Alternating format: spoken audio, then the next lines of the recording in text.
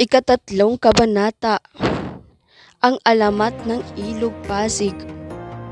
Nang dumating si Padre Florentino ay tapos na ang naganap na pagtatalo.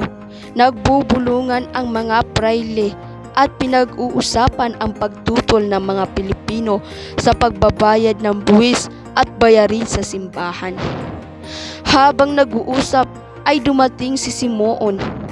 Pinanghinayangan ni Don Custodio dahil hindi nakita ni Simoon ang tanawin habang naglalakbay ang bapor.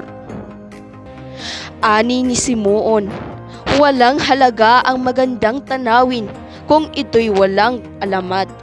Sumagot si Don Custodio at sinabing may mga alamat ang nasabing ilog.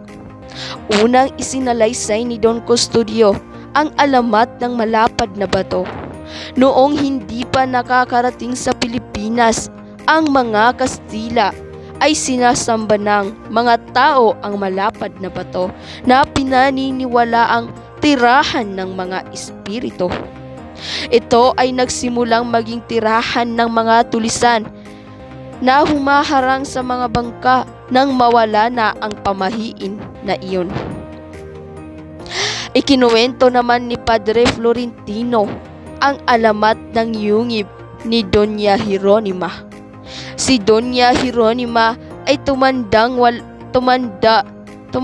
dalaga dahil sa pag-iintay nito sa kanyang kasintahan. Nag-arsobispo ang lalaki at pinatira naman niya ang Doña sa isang yungib.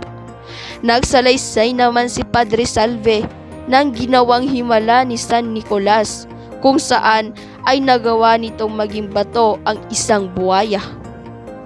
Habang nag-uusap ang lahat ay may nabanggit si Binzaib tungkol sa pagkamatay ni Crisostomo Ibarra. Itinuro ng kapitan ng bapor kung saan tinugis si Ibarra 13 taon na ang nakakalipas.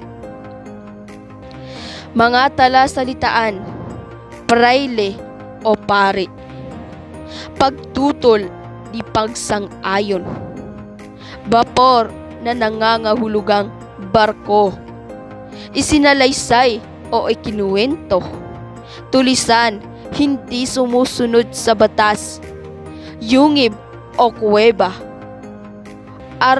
arsobispo na nangangahulugang mataas na uri ng pari, tinugis o hinanap,